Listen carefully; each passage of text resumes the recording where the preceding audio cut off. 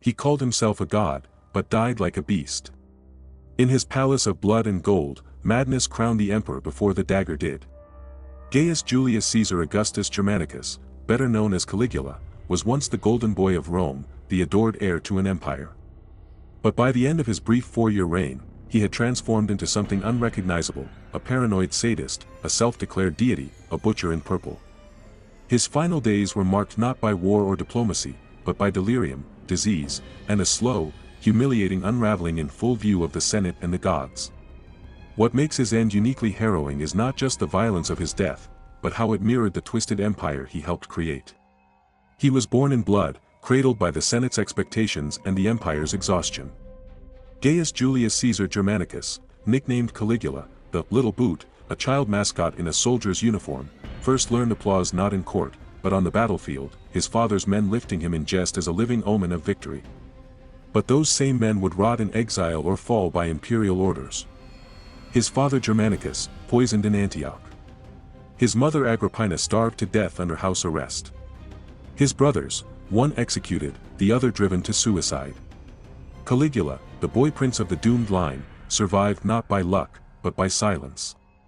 He learned young how to smile without blinking and how to speak without saying anything Rome could punish. By the time he took the throne in 37, just 24 years old, Rome greeted him with open arms and blind hope. His predecessor, Tiberius, had become a shadow-haunted recluse, drowning in paranoia on the island of Capri. Caligula was the antithesis, handsome, youthful, charismatic, a descendant of Augustus and Julius Caesar both.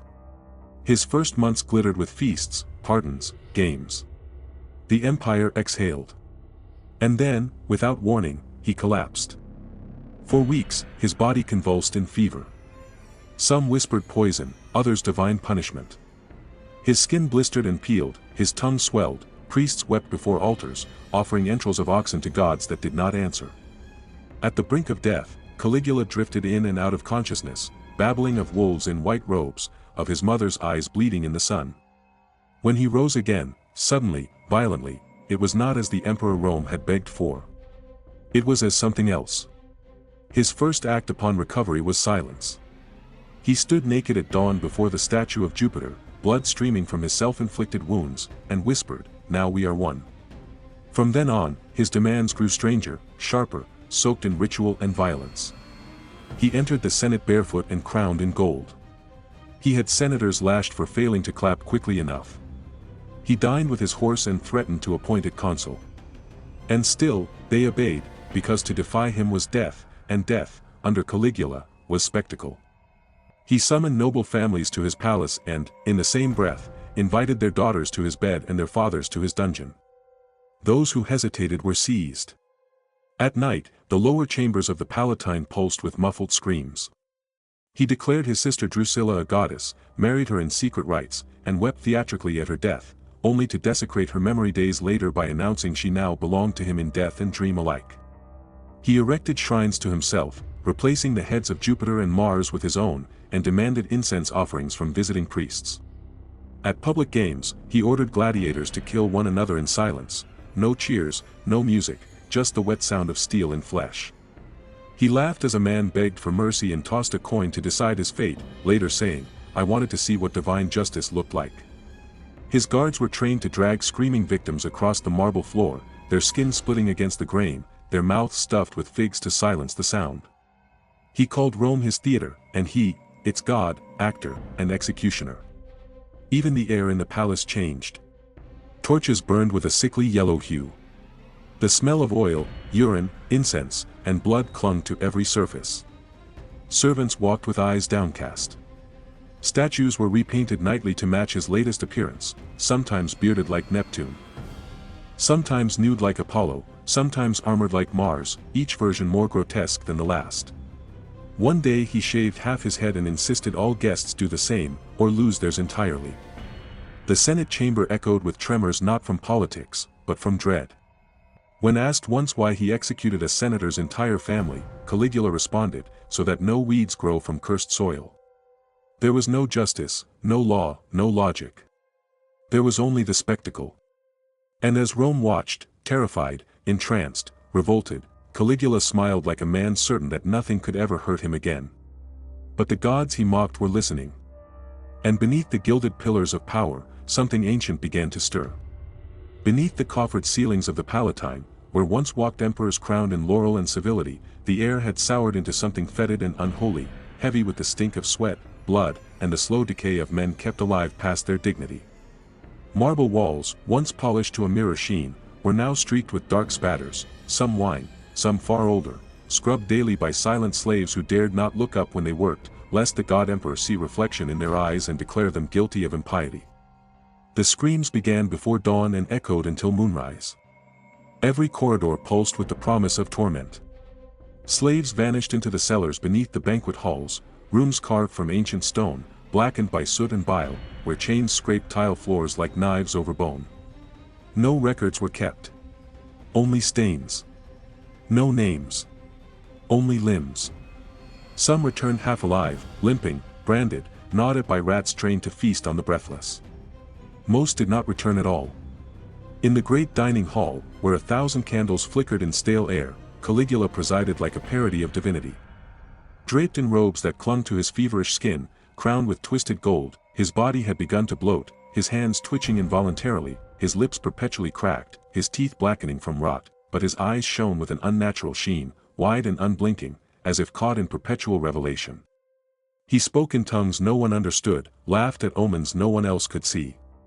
At one feast, he ordered a row of chained prisoners, Gauls, Greeks, and even a senator's wayward son, to be brought before the table. Without ceremony, their stomachs were slit open one by one.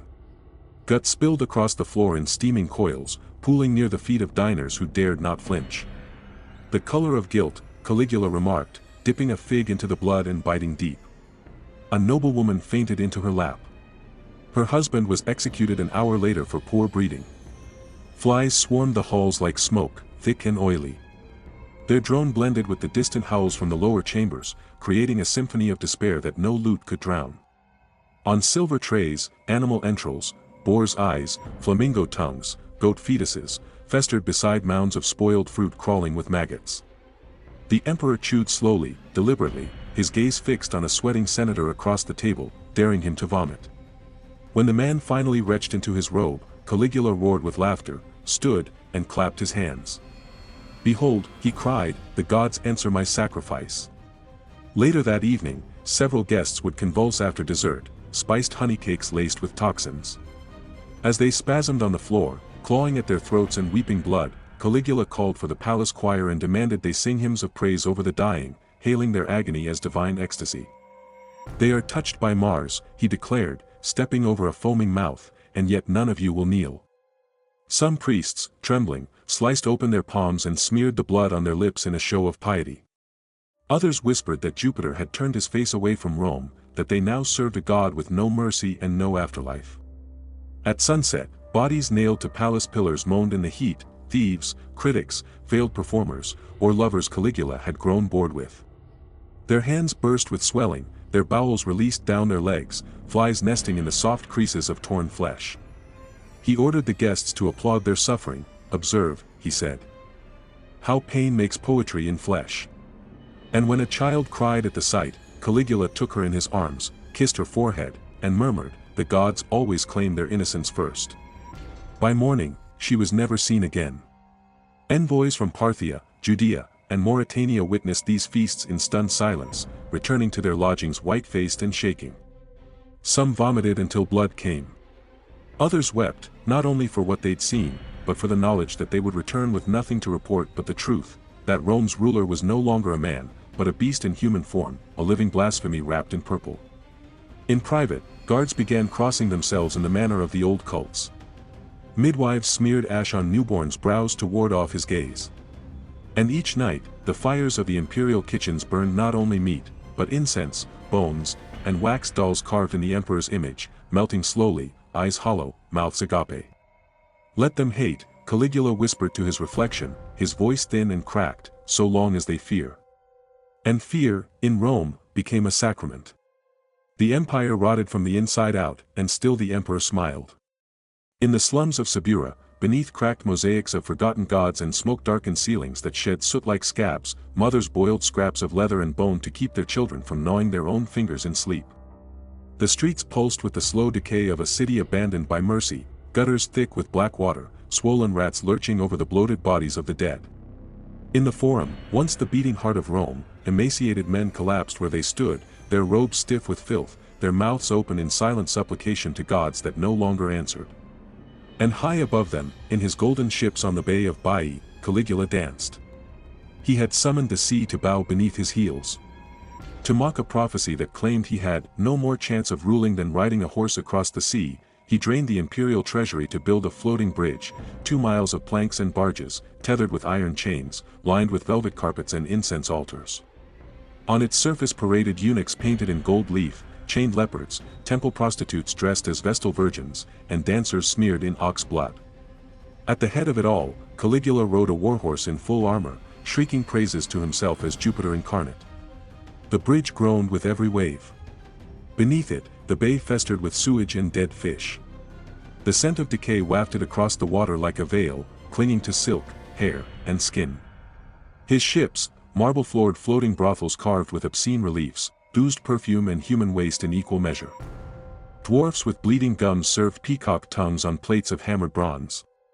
Each vessel trailed garlands of rotting lilies, pearls soaked in bile, and slaves hung in decorative cages for visual harmony. While Rome starved, Caligula's stables grew fat. Grain, once stockpiled for the winter, was instead fed to his prized horses, each one brushed with myrrh oil and blanketed in silk dyed purple, the color reserved for gods and kings. He decreed their droppings to be sacred, and anyone caught sweeping them into the gutter was whipped. He ordered new temples to be built, not to Jupiter, not to Mars, but to himself, with altars shaped in his likeness and priests forced to chant hymns over piles of crushed olives and dried blood. Statues of former emperors were melted down to forge golden effigies of Caligula mid-ecstasy, eyes rolled heavenward, arms stretched in mock benediction. To pay for this madness, taxes tripled. Estates were seized with a word. Senators' daughters were sold at auction beside their household slaves, stripped and displayed beneath banners reading to the glory of the divine Gaius. One merchant was executed for smiling on a feast day marked for mourning, another was flayed for laughing too loudly in the presence of an imperial bust. Laughter, like food, had become dangerous. Rome no longer murmured. It groaned. In alleyways, children clawed at rotting wood, searching for termites to eat. Old women bartered teeth for lamp oil. In the countryside, villagers smeared the blood of lambs on their doors, praying the tax collectors would pass them by. In the city's darker corners, rumors spread of a curse, that Caligula's soul had split, that he had died during his fever and been replaced by something darker. He is no longer man, a priest whispered before slitting his own throat at the temple of Janus. He is famine in flesh. In the temples, incense mixed with the smell of iron. Chickens were slaughtered in place of sacred doves, their blood sprayed over cracked marble and mixed with crushed figs and ash. On certain nights, the stars were obscured, and the moon appeared red over the Tiber. The augurs said nothing. One gouged out his eyes rather than read the entrails of a sick goat.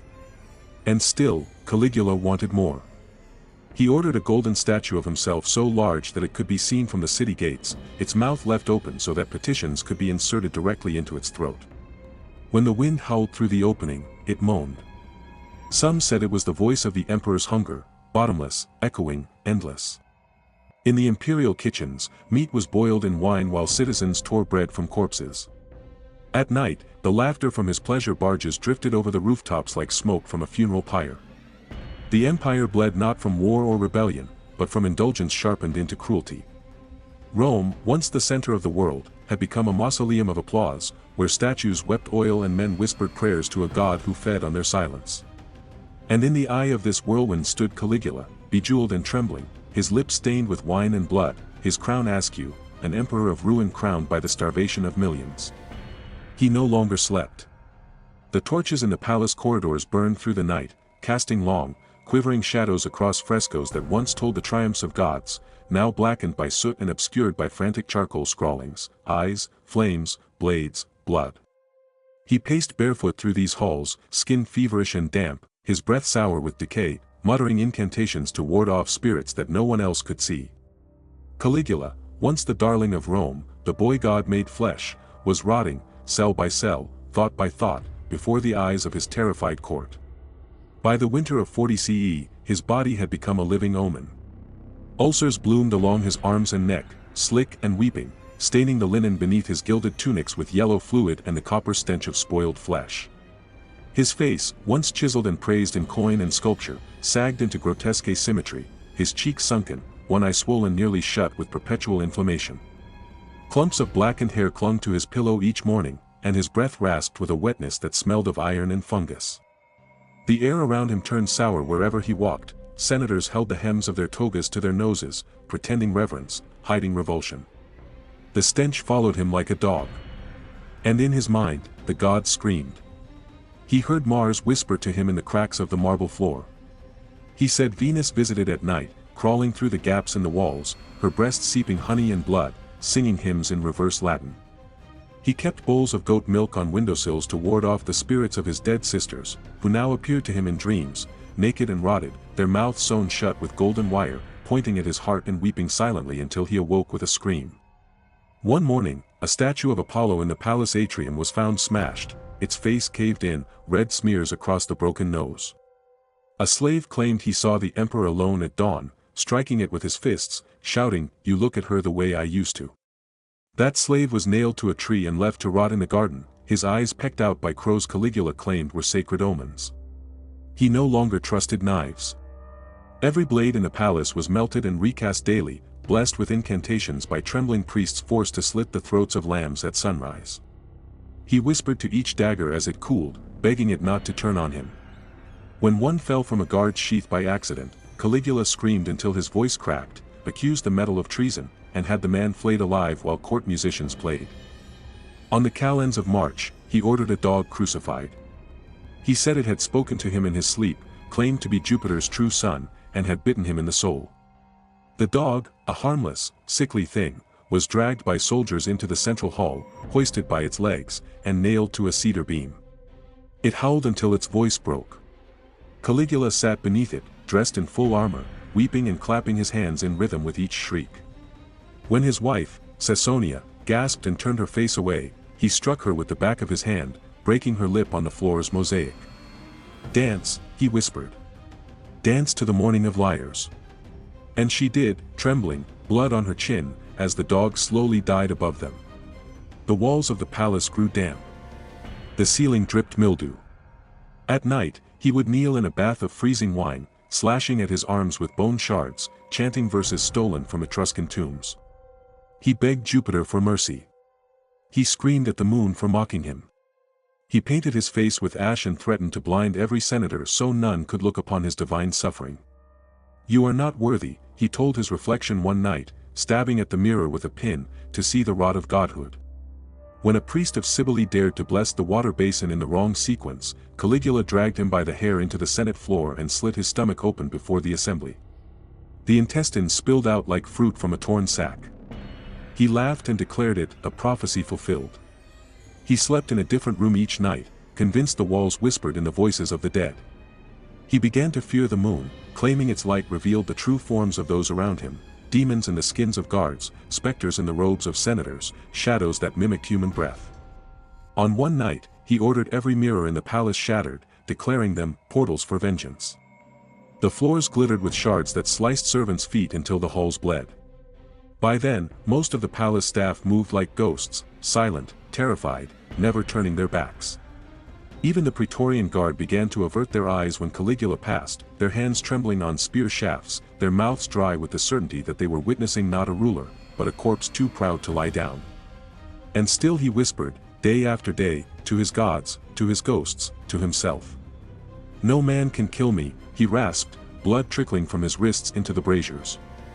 "I have already been devoured by heaven." The wind that night screamed through the pillars of the Palatine like a dying god.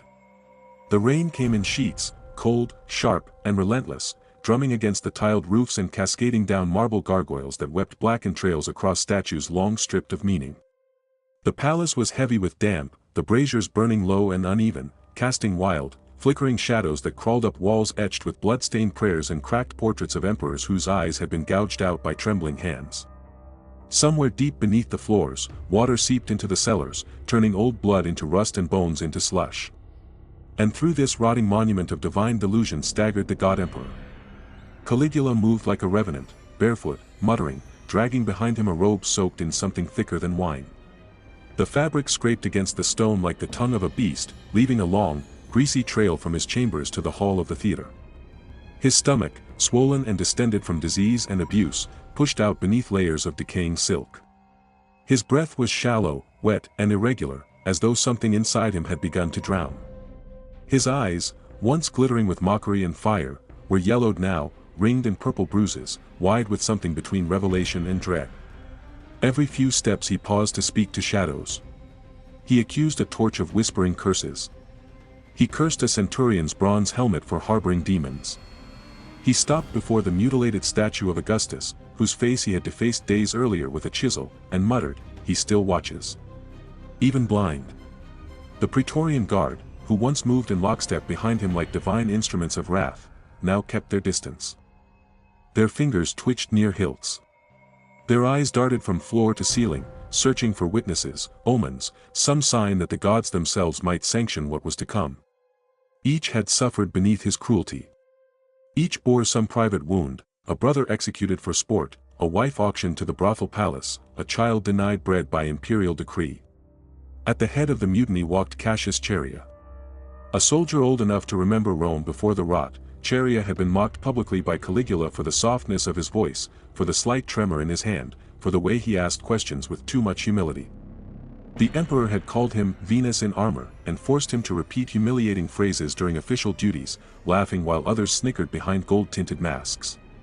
Now Chaerea's hand no longer trembled. He carried the first blade. In the narrow passage leading to the underground theater, a place Caligula loved for its echoing acoustics, where he once forced senators to rehearse funerary chants while standing in ankle-deep water dyed red, he paused, swaying slightly, one hand on the damp wall, his skin pale and blotchy, his robe clinging to ulcerated sores beneath. He turned to the guards behind him, as if to speak. No words came. Only a ragged exhale, and the slow turning of his gaze toward the archway ahead. And then the silence shattered. The first strike came without warning, hard and clean, splitting his jaw like an overripe figure. Teeth cracked loose and rolled across the floor. His body jerked but did not fall. He turned, blood bubbling from his ruined mouth, one hand flailing toward the folds of his robe where, sewn into a lining of velvet, lay the blade he had declared immortal, blessed by Jupiter, untouched by man, kissed by Mars in a vision of fire. The second strike pierced beneath his ribs, cutting deep into diseased flesh and ruptured organs already half-rotted from within. He dropped to his knees, vomiting dark blood onto his own feet, his fingers slipping against the handle of the dagger that had never left its sheath. The third blow shattered his collarbone. And then the others came, fast, brutal, without order or grace. 24 in all. Some shallow, others deep. Some in rage, others in terror. One guard struck his face with the pommel until the skin tore and the bone beneath gave way with a sickening crack. Another stabbed downward through the shoulder until the blade lodged in cartilage and had to be yanked free with both hands. The chamber echoed with grunts, wet tearing, and the frantic slap of sandals on blood-slick marble. He did not cry out. He gurgled. Blood frothed at his lips. His eyes rolled. His hand still grasped the untouched dagger. His mouth twisted, not in pain, but into something like a grin, the corners twitching as if in recognition of a prophecy fulfilled. The emperor who could not be killed by man had been torn apart by shadows in his own palace, beneath the gaze of mutilated gods. There were no final words. Only the sound of rain on stone. The crackle of torches. The slow drip of blood down steps worn smooth by centuries. And then, nothing. He died in silence, but Rome screamed. No sooner had the torches been extinguished in the theater corridor, the last dagger withdrawn from the ragged mass of flesh that had once declared itself a god, than the city itself seemed to shudder. Not with mourning, but with release. The pressure that had coiled tight around its marble spine, held for years beneath forced hymns and blood rituals, began to unravel like a noose cut loose in the night. And what followed was not ceremony, but desecration. The corpse of Gaius Caligula, emperor, madman, monster, was left crumpled on the floor until the stench became unbearable. Stripped of robe, crown, and dignity, his body was dragged from the passageway by his own guards, not with reverence but with contempt, his swollen arms thudding wetly against the stone, his jaw hanging at an unnatural angle from the first blow. His feet, too bloated and rigid with death to fit the burial plank, were shattered with mallets, bone splinters cracking like firewood, before being crammed into a crude wicker crate meant for slaughtered livestock. There was no incense, no song, no solemn procession.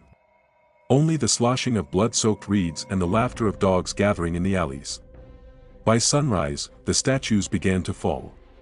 Across Rome, marble busts were pulled from pedestals, their faces cracked open on cobblestones, their features defaced with excrement and spit.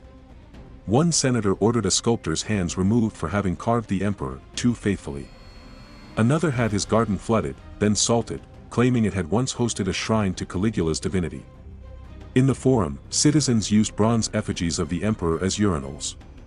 His name, once etched in gold into temple lintels and theater archways, was gouged from stone with chisels that screamed against granite, leaving behind scars deeper than memory. The purge was not methodical. It was instinct. The people, long denied bread, now devoured vengeance. The palace gates were breached on the third day. Floods of citizens, peasants, ex-soldiers, slaves in bloody tunics, poured into the marble halls once guarded by silence and death. They clawed at the walls, pulled down curtains crusted in old blood, tore apart furniture gilded with the empire's last coin. In the imperial stables, where horses had once eaten from golden troughs while children starved outside the walls, torches were flung into straw. The animals, too long neglected in the days of chaos, shrieked as fire consumed their stalls. The air turned black with smoke and singed hair. Flames licked at frescoes of Mars and Minerva until the ceiling collapsed in on itself. But it was the hunt for his family that revealed how deep the hatred had sunk. His wife, Caesonia, barefoot, disoriented, still wearing the jeweled bands he had once forced onto her wrists during his blood-wedding rites, was found hiding in a wine cellar beneath the Senate house, clutching their infant daughter, whispering fragments of lullabies through cracked lips. The soldiers who found her did not pause. She was stabbed through the abdomen and left to bleed out in silence. The child, barely old enough to walk, had her skull dashed against the wall, her brain streaking across a fresco of Jupiter's throne. No cries. No names. Only efficiency. Only vengeance.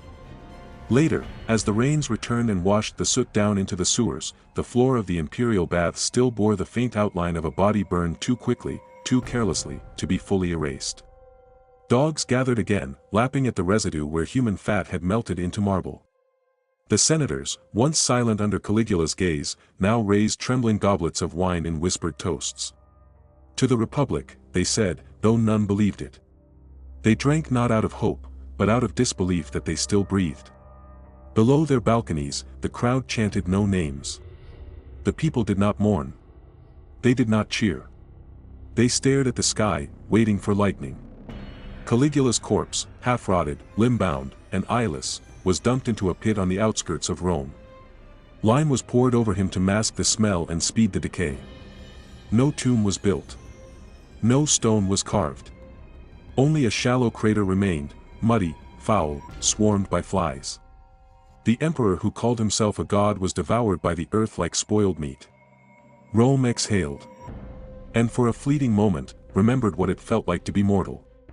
In the days that followed, the Senate debated restoring the Republic, too horrified to allow another emperor. But power had tasted blood. Caligula's uncle, Claudius, was pulled from behind a curtain and declared ruler by the same guards who had bathed in divine gore. Over time, Caligula's reign became myth, half legend, half warning. Some said he'd been possessed. Others claimed Rome itself had gone mad. But one truth remained unshaken: when a man calls himself a god, the world must decide whether to worship, or to kill.